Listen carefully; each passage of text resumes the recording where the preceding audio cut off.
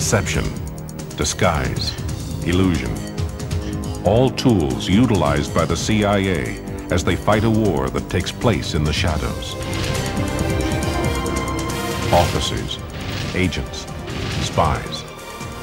Active pawns in a global game of high-stakes poker. Rescue missions, clandestine escapes, classified operations, resulting in new chances at life, and sometimes death.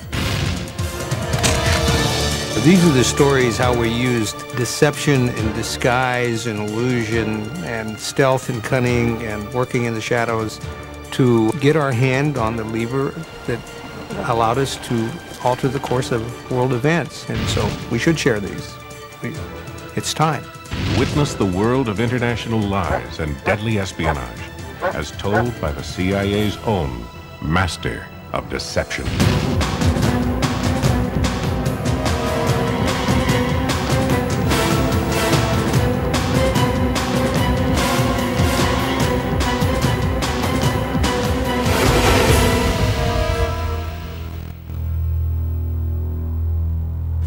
For more than 25 years, Tony Mendez was chief of disguise within the CIA's prized Directorate of Science and Technology.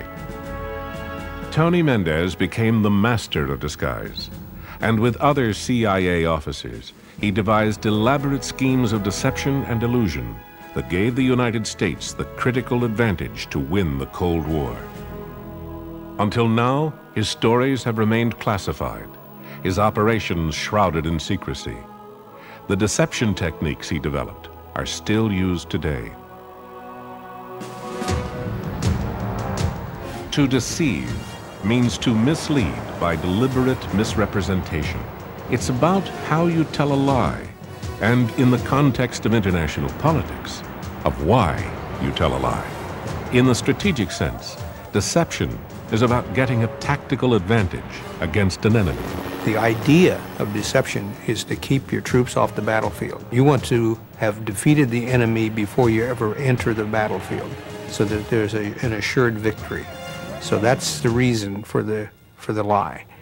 And there are many different ways to cast the lie.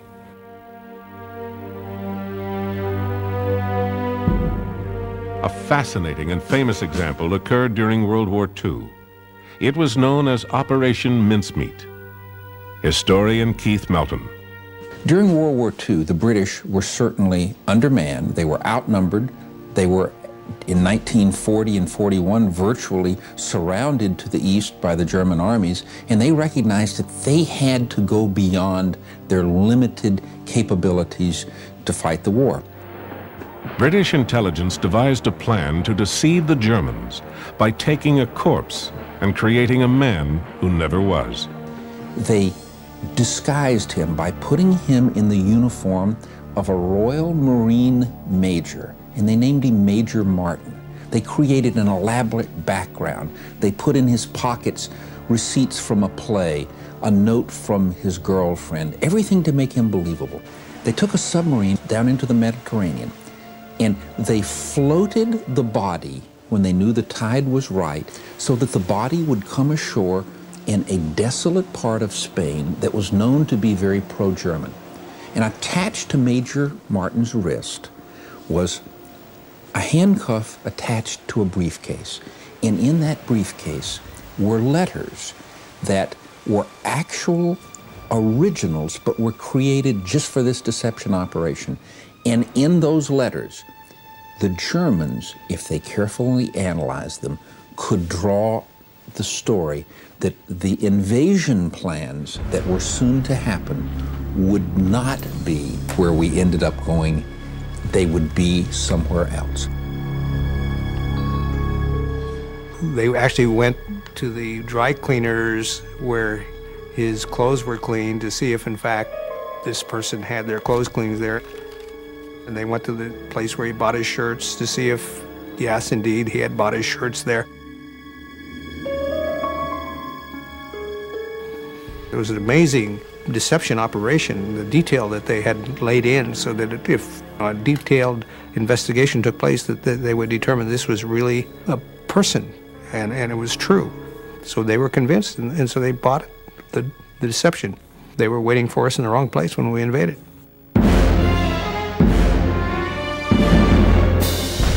The Germans were led to believe that Allied forces were landing north of the actual invasion site of Sicily.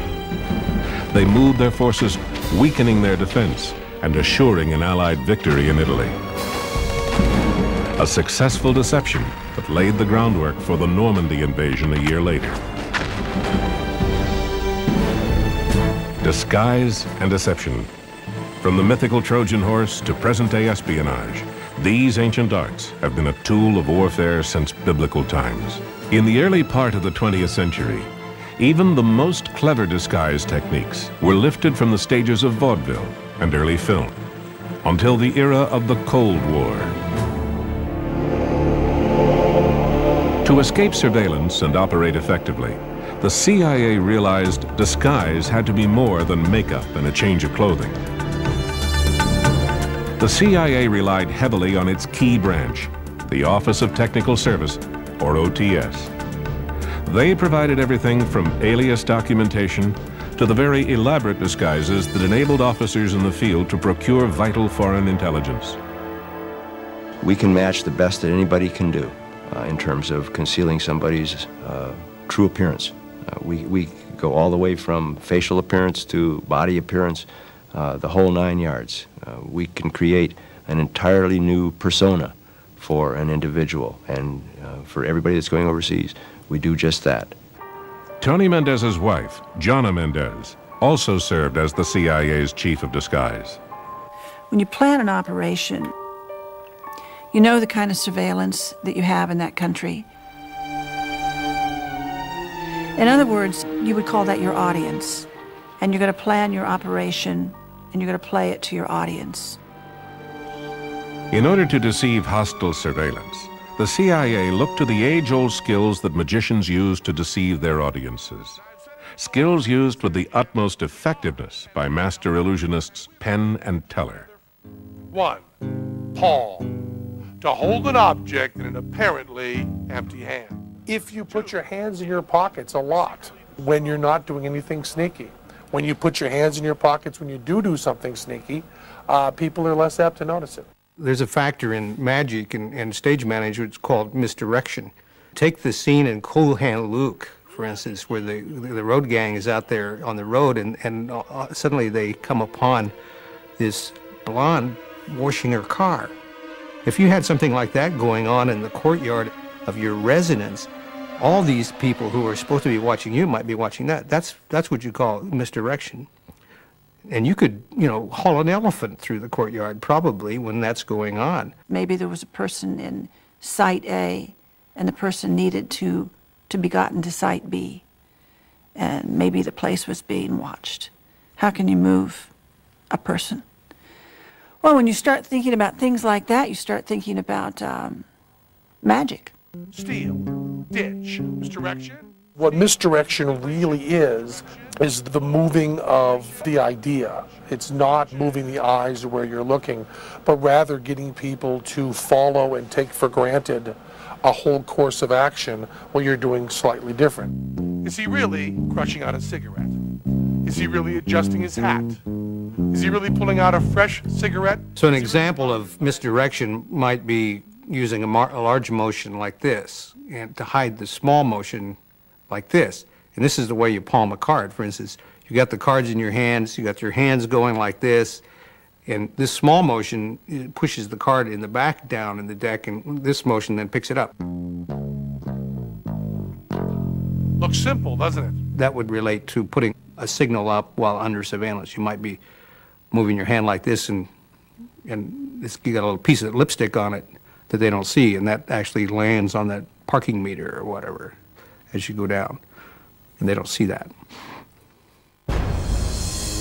Our officers operating overseas are constantly being observed, being trailed, being surveilled to see if in fact they are doing anything that this foreign intelligence service would want to prevent. They have got to be able to operate under that very tight scrutiny almost flawlessly. The disguises, the alias, documentation, everything must be world class. Undercover intelligence officers working in foreign lands must learn to improvise during times of crisis. Maybe if you were a Westerner, looked like a Westerner, you might somehow be in jeopardy simply by virtue of your Western ethnicity. You could change yourself sort of a field expedient disguise by changing the tone of your skin and changing the profile of your clothing. And you could do that quickly enough by taking your jacket off, ripping the liner out of your jacket and wrapping it around your head like a turban. And then you could run your fingers around the inside of a tailpipe and take the black soot, apply it to your face to give your skin a more darkened tone. It's not a disguise that's going to stand up under close scrutiny, but the purpose of that would simply be to let you leave an area safely without having undue attention drawn to yourself. As the dangers imposed by the Cold War escalated, the CIA required more effective protection for officers operating in hostile countries. They needed to improve their disguise capabilities. Tony Mendez was drawn to the techniques already being developed in Hollywood. After witnessing the amazing transformations from the 1968 feature Planet of the Apes, Tony realized the same techniques could be used to transform CIA officers. This is award-winning makeup at the time. This was considered to be the state-of-the-art in 1969, 1970, and the makeup artist got the Academy Award for makeup. Only the second Academy Award ever presented for makeup at that point. This is 1970 Planet of the Apes makeup, and under this you will see the actual model of the actor's face. So that would be his contours, and then the makeup artist would create in just regular clay these features, which are then made into a mold. Where the ape appliances required 3 hours of makeup, something like this would be used by a stunt double for a distant shot. This is very crude if you look at it here, but in the motion picture, if it didn't look quite right, if there was a fold that looked unnatural, they would reshoot that particular sequence. We can't do that in the real world. We're working in a theater in the round, if you will, and we have no chance for retakes. It's got to be done right the first time. And in that theater, Mendez became the master. For the first time, Tony demonstrates his master disguise techniques on historian Keith Melton. He begins by making a plaster cast of Melton's face.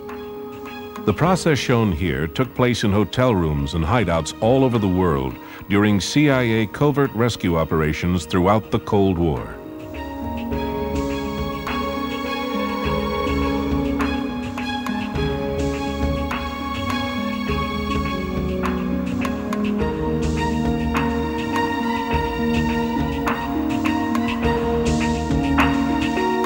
Casts were made to create prosthetic devices which enabled Tony to convert Melton into a Russian peasant. The next step is the creation of a wig. One of the classic identifiable characteristics we all have is the way we wear our hair. And if you're doing identification, you're always looking for a part of the person that can't be changed that readily, and that is the hairline. You can change the hairstyle, but you can't change the line. So we integrate the wig maker arts into this craft of disguise using ordinary plastic wrap and good old Scotch tape. Because it was impossible to bring a master wig maker to hideouts around the world, this method enabled him to create a pattern which could be shipped back to the United States. The wig would then be crafted according to Tony's specifications. What I'm doing now is I'm going to create a contoured head pattern and then draw on this pattern the new hairline.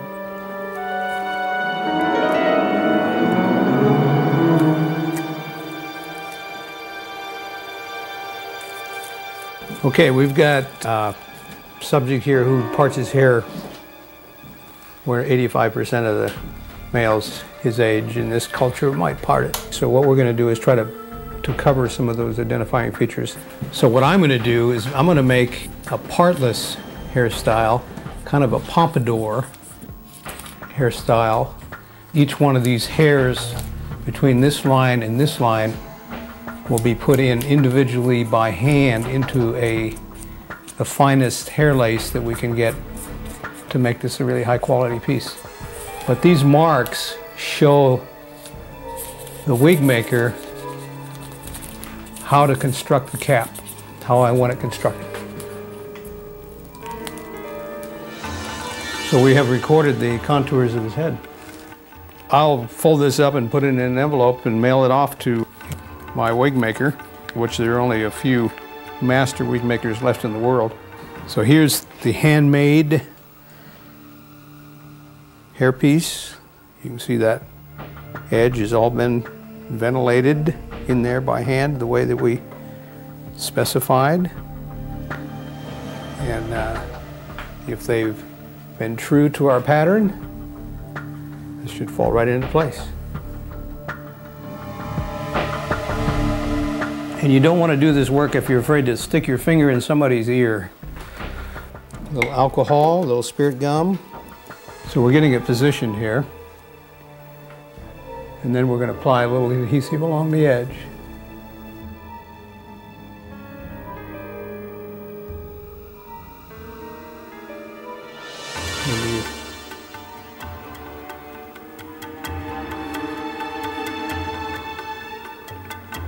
And see with the comb of the teeth of the comb, you just go in and get it set. In the meantime, the Rasputin factor. All lace is made in Nottingham, England, but all coatings are not the same. And there's only a few good coaters in the world. A couple in Japan and one in Hollywood. And he's now passed. He was 80-something when I struck that deal with him. It was in his will that his daughter would continue to use the secret formula and give the CIA 3 pieces. See where the hair's coming out of there? It just disappears. And it was because he was a vain man and he didn't like the toupees that he was getting made in Hollywood, and he decided he was going to make a better one. To complete the deception, Tony has altered the profile by crafting a false nose.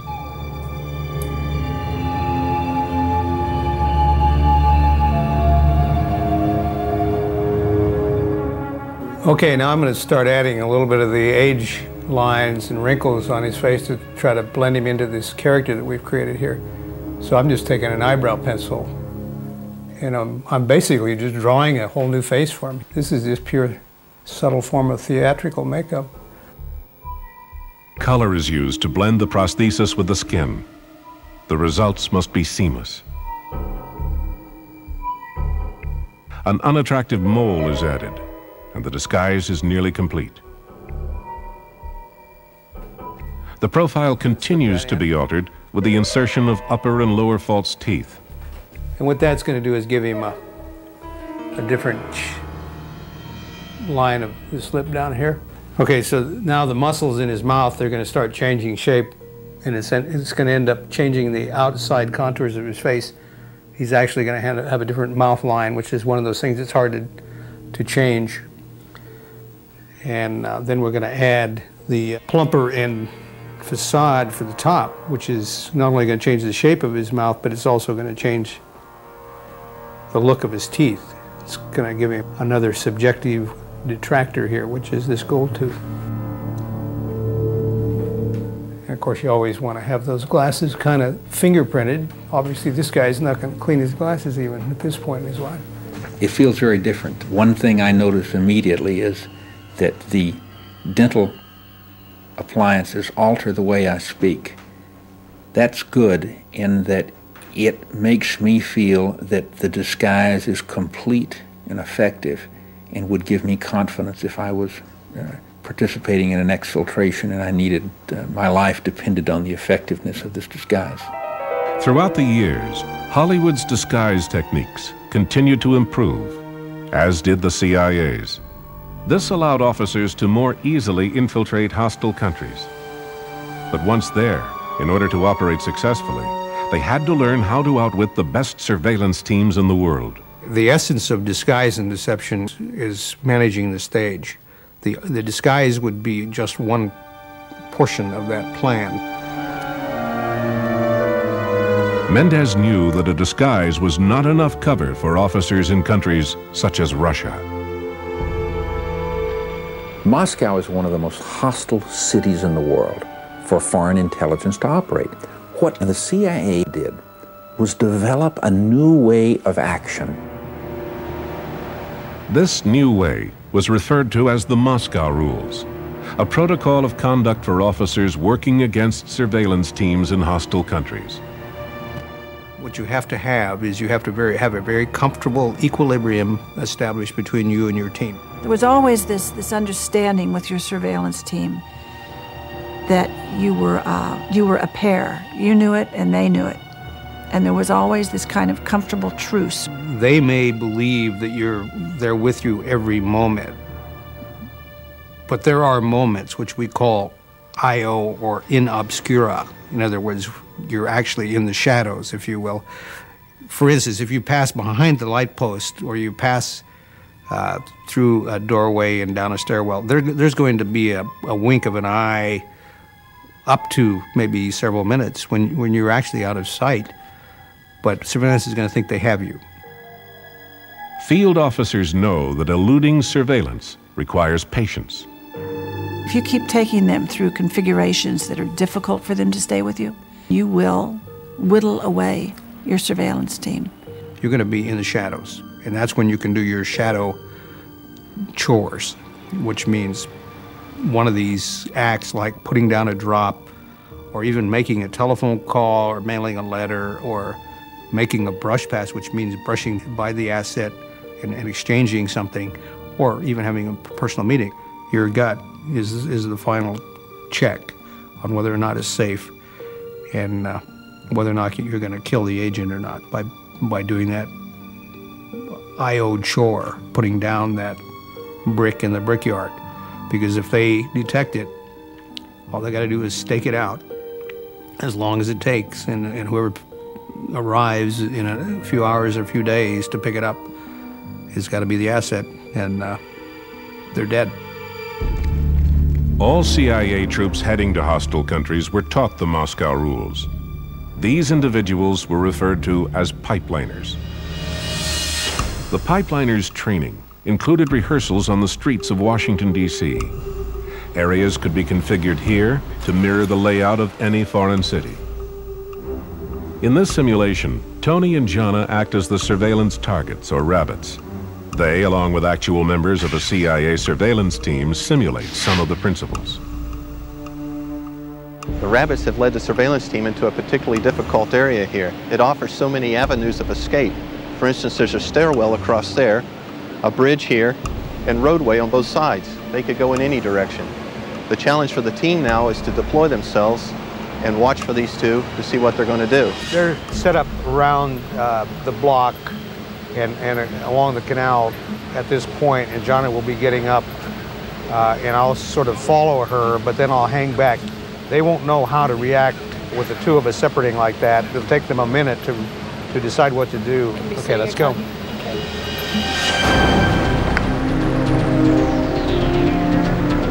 Jana's made her move, and the surveillance has got a problem.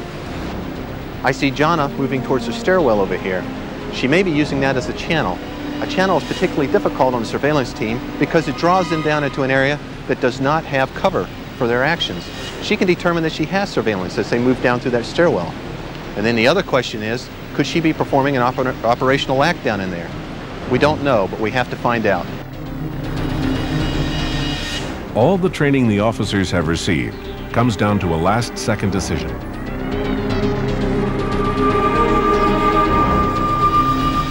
Have they managed to elude surveillance? And is it safe to make the drop or leave the signal that could initiate a series of planned events? There's always this dance at the end when you say, well, this looks like an I.O. It feels good. Where could they possibly be? But you know, there's always that hesitation. It's a very gutsy call. In the end, you're either clear to go or you're not. And if there's any doubt, you don't go. You abort the operation. For many years, the Moscow rules set the foundation for several successful CIA operations. In time, they were compromised as one CIA pipeliner turned traitor delivered a near-fatal blow to United States security. Edward Lee Howard seemed as if he would make an extraordinarily good officer. He was trained at the CIA's top-secret facility known as the Farm and rose to the top of his class. He was selected for a first tour assignment in Moscow.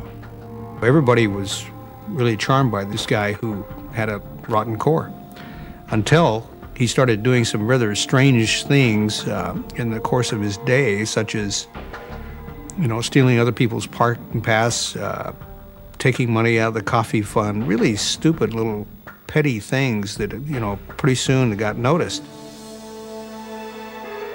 After failing a routine polygraph exam, Edward Howard was fired. He and his wife Mary moved to Santa Fe, New Mexico. The CIA believed he had also tried to contact Soviet officials. A series of incidents in Moscow had occurred beginning in the early summer of 1985 in which key CIA assets were being arrested and even liquidated in Moscow.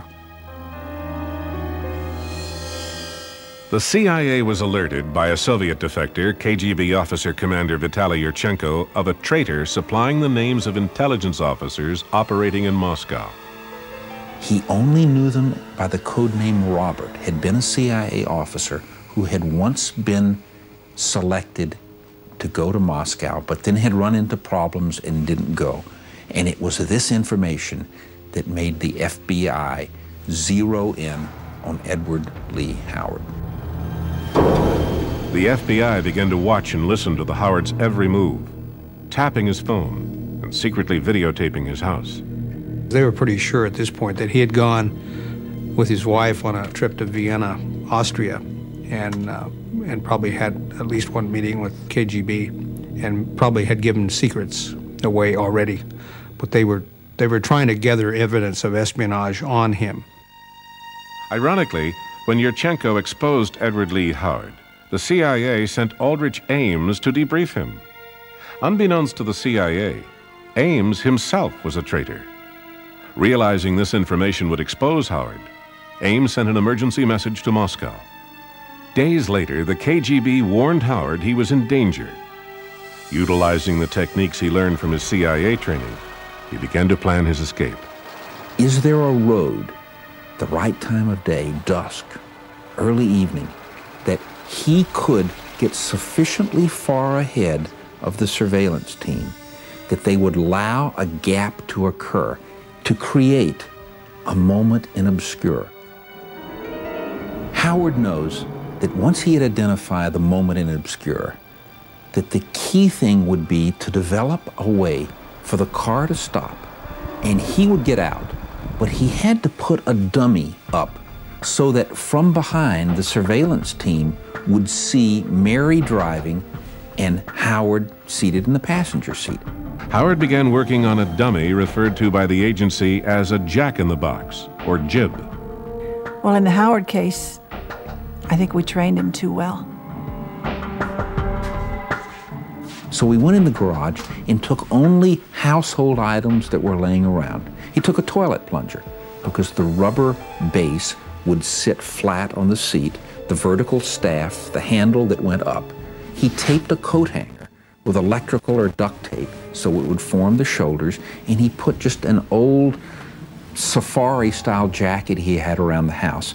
So from the back, it would look as the shoulders of a man. He had a wig that we'd given him when he was in basic training, and he had a styrofoam head block. Howard finished the jib and hid it on the floor of the passenger side of his car.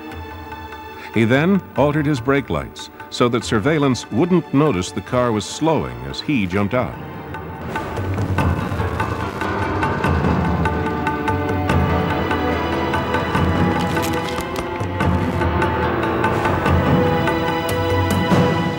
After eating dinner, the Howards drove home on a route predetermined by Edward earlier that day.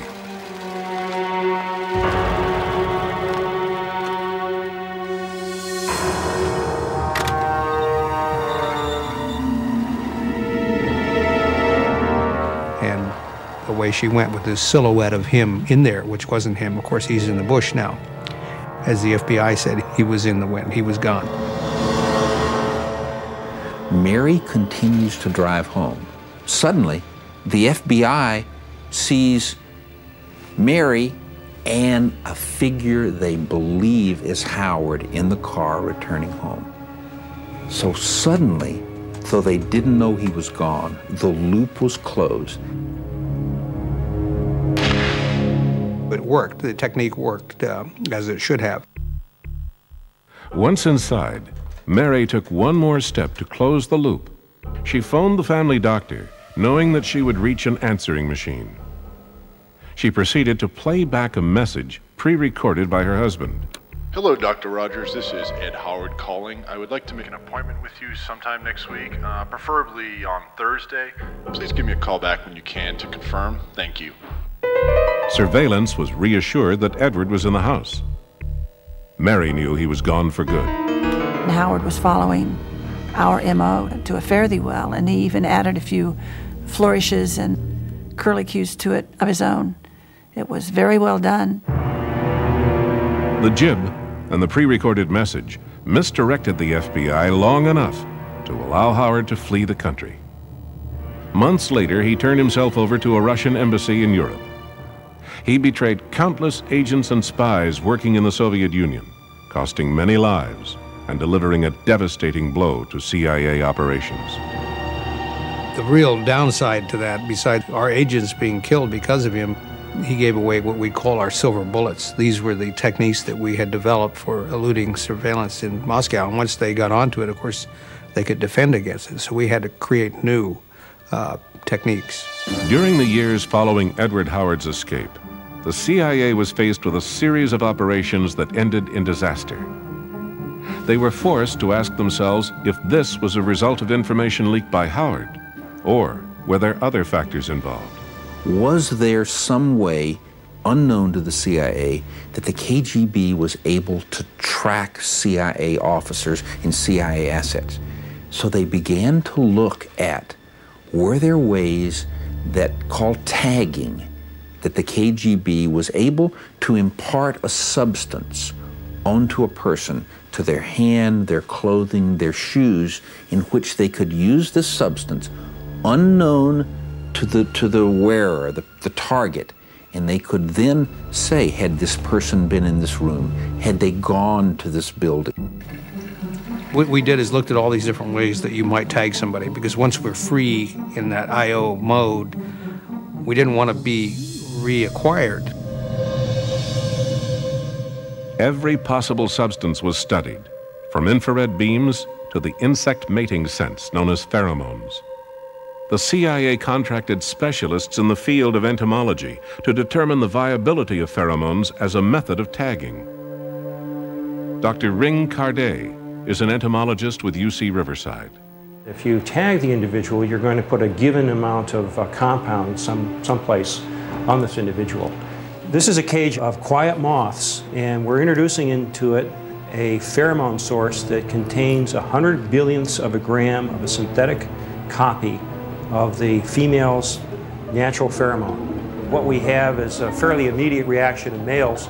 They begin by walking, by elevating their antennae, and especially by fanning their wings. With the insect pheromone, for instance, the way they would interrogate that would be to deploy it at choke points, like this little kiosk tender with a box with an insect in it of some kind that was really interested in the mark that they'd put on you, and as you went passing by in this wonderful disguise, the insect would detect the pheromone and go crazy in this little box. The CIA compiled lists of all the tagging scenarios that would work. Together with Tony Mendez, they also had to train new operational techniques to pipeliners headed overseas.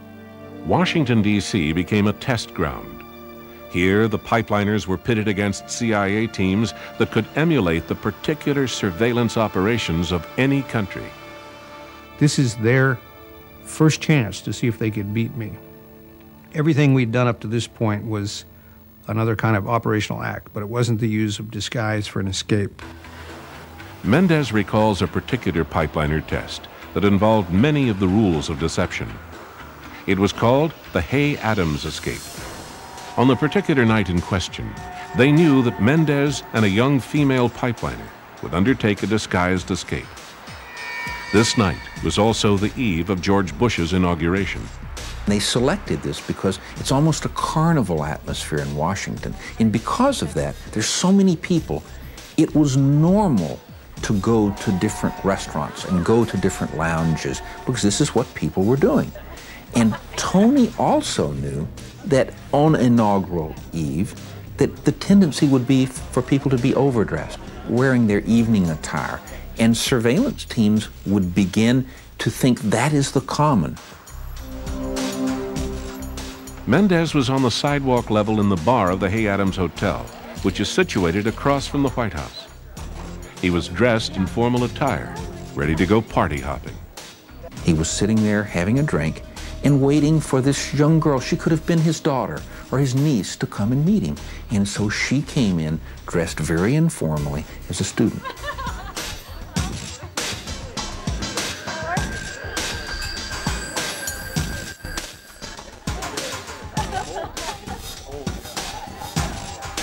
After one drink, the young woman got up and went to the restroom. This immediately causes a number of members of the team to begin to create a new pattern of surveillance to watch her as she goes down the passageway to the women's room. This has eroded some of the capability of the surveillance team. She goes inside. There are women coming and going. Inside in the stall, in her backpack, was a change of attire.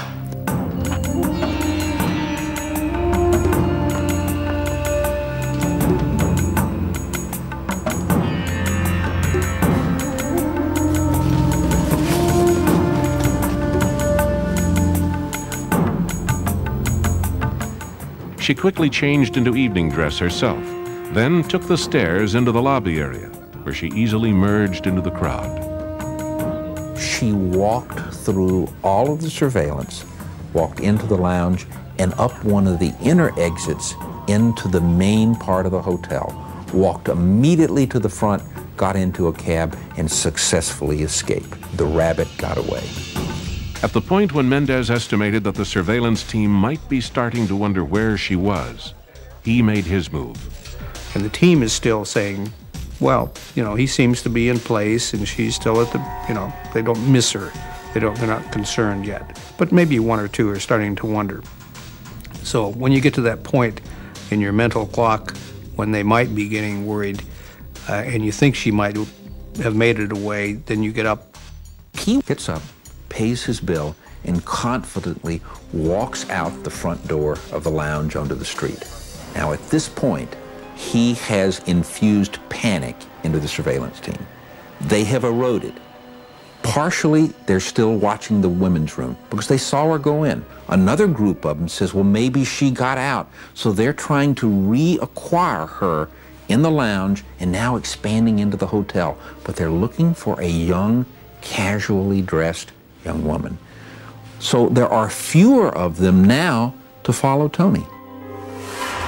If they want to parallel me, which is what they're trying to do, not be on the same street with me necessarily, but to get around and ahead of me because they have no idea where I'm going. They're having a lot of difficulty just because of the geometry of that stair-step run. Meanwhile, having eluded surveillance, the young woman was able to successfully execute her operational chore. A dead drop, undetected, in another hotel. She then leaves a signal to inform her asset the drop has been made. In an I.O. moment, Mendez managed to slip into a grungy disguise. And in my topcoat, I have my disguise, which is a sweatsuit and kind of an old man disguise, tweed hat, beard,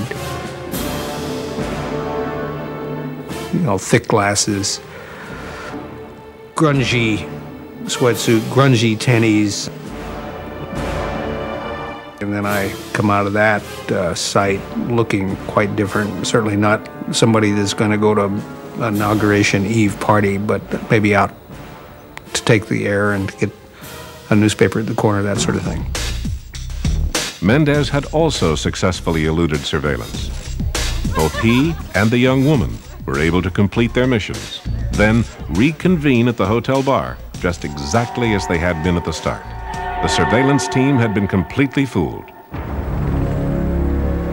During the Cold War years, the CIA's Office of Technical Service had many opportunities to hone their skills of disguise and deception, but perhaps nowhere more so than when it came to the extremely sensitive and dangerous game of exfiltration, rescue operations designed to bring defectors, refugees, or operatives to safety. One of the great exfiltrations of the Cold War was the case of Oleg Gordievsky. Oleg Gordievsky was perhaps one of the most key defectors to leave the KGB and to begin to work for MI6, or the British. He was, at the time he defected, he had become the chief of station, or the residentura, at the Russian or Soviet embassy in London. He was the chief spy for the Soviet Union in the KGB in England. In 1985, CIA officer turned traitor Aldrich Ames betrayed Gordievsky, informing the KGB he was a double agent working for the British. Gordievsky was immediately recalled to Moscow. The MI6, the British Secret Service, and he probably had time to make a plan before he went back of how they would get him out of there. Always have a plan of rescue for an important asset. Once in Moscow, Gordievsky was put under constant surveillance. So they put him under a period of interrogation. MI6 had prepared Gordievsky with an escape plan, but only Gordievsky could initiate it. Oleg Gordievsky realized he must lull the KGB into a sense of false confidence, so he wanted to establish a pattern. Each day he would leave his apartment and jog to a nearby park. Gordievsky followed this routine daily. Meanwhile, the KGB continued their interrogation. They tried even at one time to drug him and put a special powder in his whiskey that made him hallucinate, hoping they would break. Facing likely execution, he decided to put the predetermined escape plan into operation. Every morning, British secret intelligence officers would pass the same street corner. All Gordievsky had to do was show up on that corner, carrying a particular shopping bag. He initiated the signal, but on a personal standpoint, what was most poignant to him was that the escape out of Moscow was for him alone. He would have to leave his wife and children. Gordievsky had no choice. He knew the time for escape was now. There may not be another chance. As far as the KGB was concerned, it was just another routine day. The KGB surveillance saw him leave the apartment, saw him begin his jog, saw him enter the park. But in the middle of the park, he turned and headed to an exit that they didn't guard.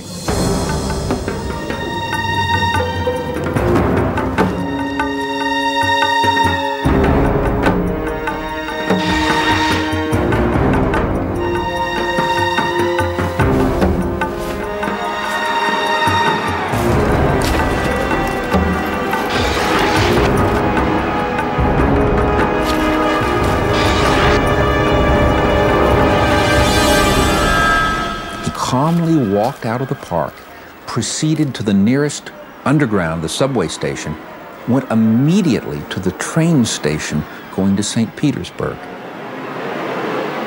After arriving in St. Petersburg, he took a bus to the countryside and waited at a designated area near the Finnish border.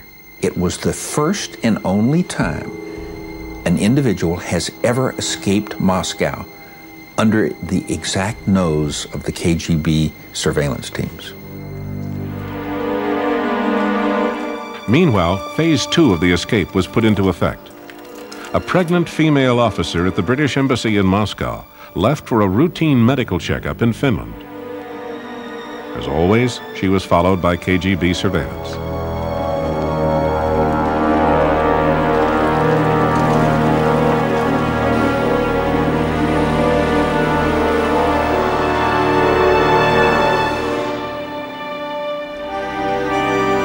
If they could speed up, increase the gap from the surveillance team in the car behind them, they could turn in the car park and not be seen, and the KGB would pass the park unnoticed.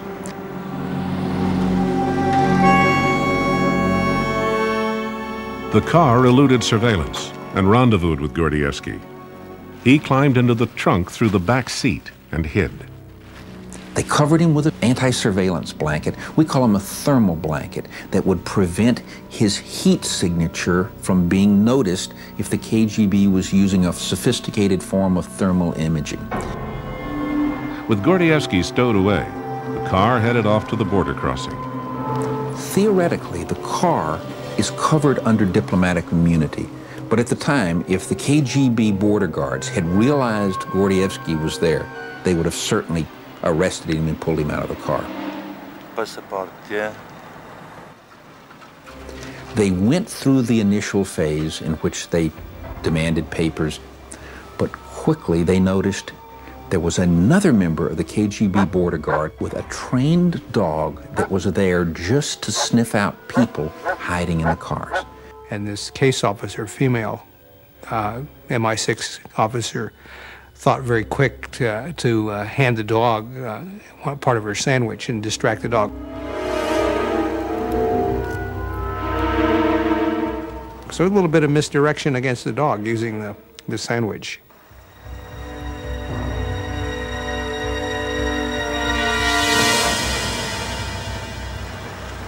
Dobra, basła kamera w tym.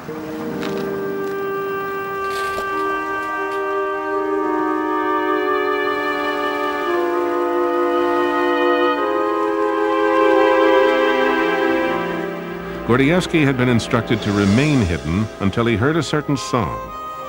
Once it was played, he came out of hiding. He was now a free man.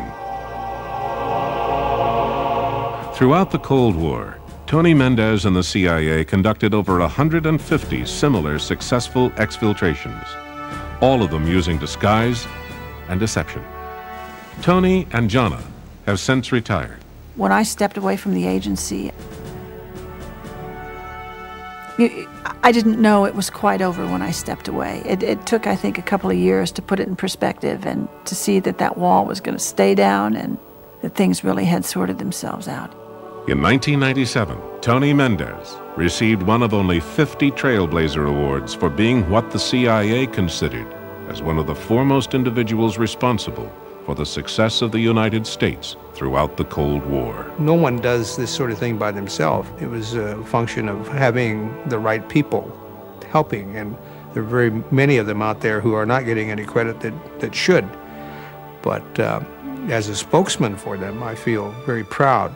You could pick up the Herald Tribune and read a headline and kind of smile and nod your head because you would know just a little bit more maybe than what the paper was printing. It was always fun to be a part of it. Deception throughout the Cold War, used by both sides, was what the Cold War was all about. It was indeed a war that was conducted in the shadows with lies. And we just turned out to be better at lying than they did. And some say, you know, that we were just better poker players.